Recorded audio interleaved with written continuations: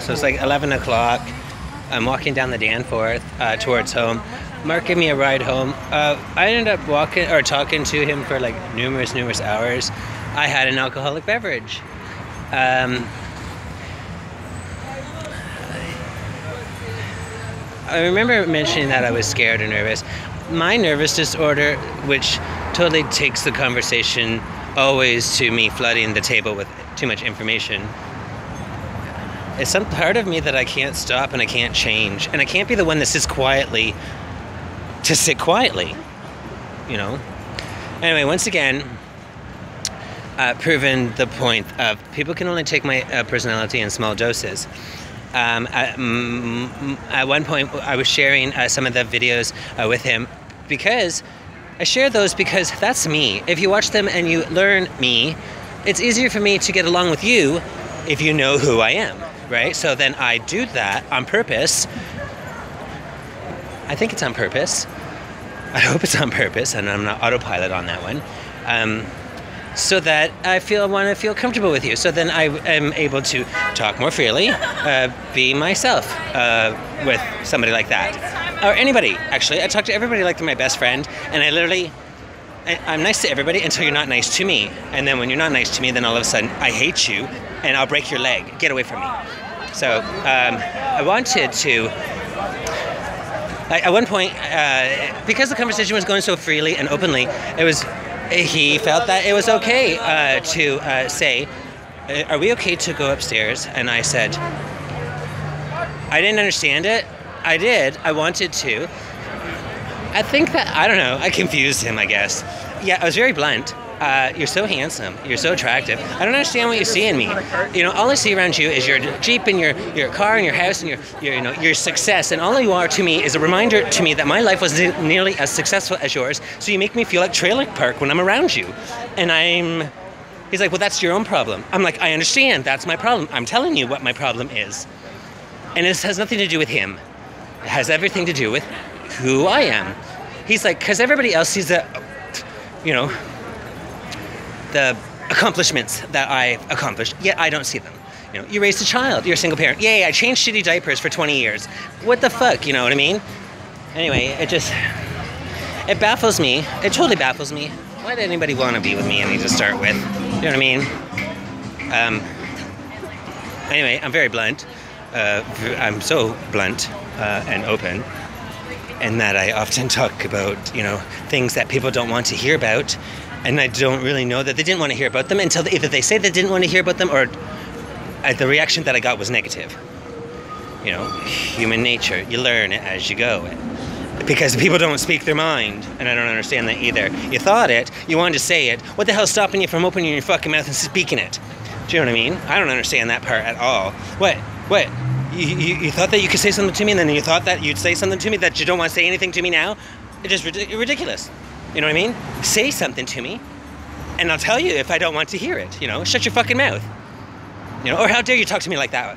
Then obviously the reaction that you got, but don't say nothing, or don't do anything, just stand there like a fucking bump, and all of a sudden wonder why things just passed you by. I'm not like that at all. I think I scared him. Like he even said that we can go out for dinner. Do me a favor, will you put a shirt on? I go, I brought one. Of course I'm going to wear one. I'm not going to, do that, but I believe I embarrassed him. We're at two different ends of the thing. He admits that he doesn't like to be noticed. He likes to be bland. He lives most of the time in his head, and so he's okay with that. Meanwhile, I'm not. I'm like the total opposite of him. However, I can compromise. I'm not a Neanderthal. So I wore... for him. I even changed my hat for him. Because, you change your hat, you change everything around you. Anyway, so now I'm walking home. I'm home, actually. I'm just sitting here. And part of me feels that I liked it. I had a great time. It was so good to see him. I loved holding him when I hugged him. The other part of me is he's so wonderful and warm-hearted and so fucking perfect that he reflects negativity to me. I don't even know, craziness. You know what I mean? Like, you, in your little golden bubble and everything that's going so wonderful for you, you make me feel bad about me, which is ridiculous. You know what I mean? Like, I don't even want to buy me a coffee. I go, because he goes, it was only lunch. I was only looking to buy lunch. Great, because you take lunch for granted. It means nothing to me, he says. I understand that. It doesn't mean anything to you, therefore you can just throw it away like willy-nilly. You have no idea. I'm a man too, and so I want to buy you coffee. You know what I mean? And are you going to accept? He's like, absolutely. And see, why couldn't I have done that? No, you said you pay for yours, I pay for mine. Wonderful. That's not even the point. The point is, I love spending my time with you. You're so handsome. I feel like you're the love that got away. The lost treasure that I almost had, I could have had Michael not been there. I don't believe that there's any way of rekindling the relationship that we had prior, because I met him. I was going to say his name. I don't want to do that to him. I met him during I was with Mike. Mike told me to go meet him. Mike's so pathetic, kept sending me to strangers. Explore this avenue. He's an architect. Mark, I'm not a gold digger. I don't give a fuck what he does, you know? Why would his job or profession have anything to do with me dating him? Well, you can't just say no right now. You have to explore this avenue, he'd say. Why do you keep pushing me away to others? Do you know what I mean? Anyway, narcissist. He didn't think that I wanted him, you know, you'll be happy over there. I'm happy now. And it's ridiculous because now I'm damaged and I can't go back. If Mark had any feelings, oh my God, if he had any feelings for me, they're not me. They're the old person who used to be Martin. That person's dead and gone. I'm not that person anymore. And this person who dresses like a fucking $2 hooch when, you know, I bet you don't even got enough $2 coins to have this, scares him. And he said no. When I asked him if I scared him, he said no. Yeah, I feel him very standoffish. We are very two different people. He goes, he lives most of his life in his head. I don't have anything in my head. You know what I mean? I live out here where I'm living. I don't know how to live in there. I even said that. I can't even sing songs in my head. I have to speak them. You know what I mean? As I'm singing, I can't even lip sing without voice. Because my brain isn't working that way. So anyway, I have 4 or 5 videos to upload today. Today was a productive day. I overcame a fear. I, totally went for a walk again, and there's not too many days left that the warm weather is going to be tanning my skin. I didn't bluntly ask him if he was attracted to me. He says that people on the street, they stare, but they're attracted to this. That's not this. Do you know what I mean? That's not why I do it. I'm attracted to this. That's why I do it. And although that I want to be the attention whore and to, have everybody's eyes on me, he wants to blend and be invisible. He says, I don't want anybody to see me. I don't want anybody to talk to me. I'm like, I don't want anybody to talk to me either. However, I'm not going to change my life or who I am or my whole being inside my head because, Brenda over there with the polka dotted dress and the fucking ugly dog can't stop staring at me. Fuck her. And fuck you too if you can't fucking understand me. Like that dude that goes, here, do you want to wear my sweater? Sure. I thought he was like being a romantic fucking man. I put out my arm for him to slide his sweater up my arm. He walks behind me and he ties it to my waist to cover my ass. He's embarrassed that my ass is showing. But it wasn't showing. I was wearing the flag. It was Canada Day. I was like, oh, darling, I told you I'm an attention whore. If you can't handle it when we go out in public, I can't go out in public with you. I'm not going to change. He's like, I'm just waiting for somebody to say something. Why would anybody say anything? And who cares? I'm not waiting for anything. I'm waiting for the fucking, to find a bag of money. That's what I'm waiting for. I told him that I was waiting. I think I was looking for somebody to save me away from me. And so Eva Mom goes, oh, you'll find the right one. I can't. I can't find one because when they try, and I don't know when they try it, it's always too subtle, too gamish, too between the lines. I'm sorry, I found you attractive. I told you right to your face that you were attractive. You find me attractive, and what? You don't say anything? Great. So I don't know anything, right? Anyway, it's ridiculous. I don't play those games. And so I said that when somebody tries, if they do try, I'm not even sure anybody does, I lash out. I slap them down before I can, get hurt, I guess. And even though I believe that I want, I can't have. I'm damaged. I'm so broken. I can't even, and it's not even that person. You know what I mean? It's a misdirected anger or misdirected frustrations as to why that person would receive the lashings of what they did, because they're innocent of actual what happened to me.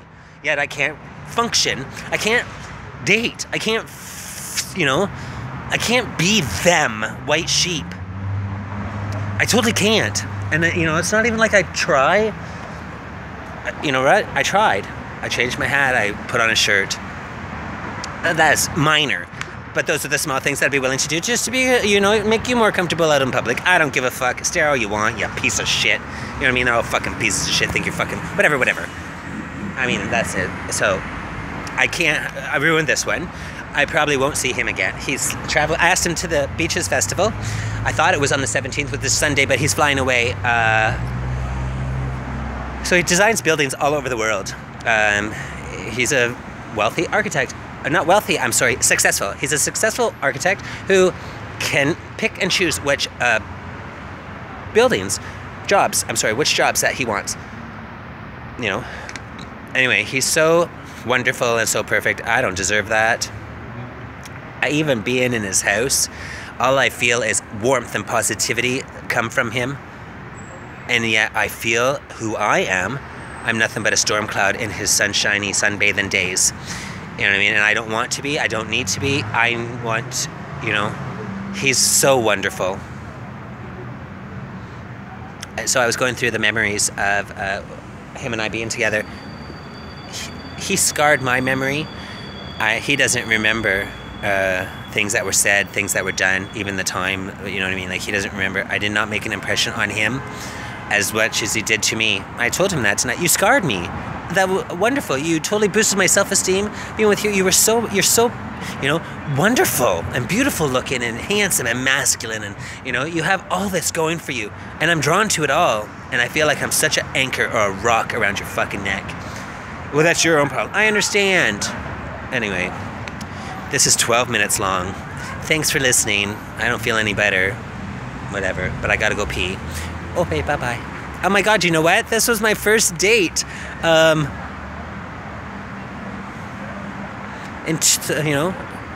don't even know how long it's been. 4 years. I was just thinking, when did I meet Asshole? 15. No, he broke up with me in 15. So I knew him 2012. So 5 years. It's been 5 years since I had a real date. And we paid for it ourselves. And we had I had a wonderful conversation. I mean, he got to speak once in a while. I can't help it. Anyway, it was not a one-sided conversation. I totally listen and I totally see everything. He's too sheltered. I told him about... People seem to think they understand homelessness. They don't understand that at 10:30 at night, when you close your fucking blinds and you climb into your bed, that's when my day starts. That's when it's time to salvage for food, time to do that. There's a whole other life after 10:30 p.m. when you go to bed. And people don't understand it. He's like, well, honestly, how do you expect us to learn it unless you've lived it? You can't expect us to know it. So don't assume that you do. It's okay, I understand. No, you don't. I know. No, you don't know. It bothers me how people just program, oh, yes, I understand. No, you don't. Don't lie. Okay, how long do you have to be before you pick out of the fucking garbage? What's stopping you from picking out of the garbage? Your dignity? Your pride? What about the hunger? The growls that don't ever go away, and all of a sudden, there's food over there. I'm hungry. It's ridiculous how people can live in their bubbles. And like today, he takes lunch for granted. I'm sorry, when you offer me lunch, I too want to pay. I'm a man, I have pride, I have those things. He's like, but it's only lunch. I understand, and you take it for granted. That's the lunch that you can just throw away. Anyway, I said it's money. Money divides us. money has made you the way you are, and it's made me resent the way you are. And I don't know why. Why can I not be happy for you? Am I immature for thinking that way? He's like, but you got so many other things. What? He's like, you're so smart at your street smarts, and you're so, whatever. Does that, get me in a house? You know what I mean? Like, those things are great. He can color inside the lines. Wonderful. Anyway, I had to pee. And well into 15 minutes. Okay, bye.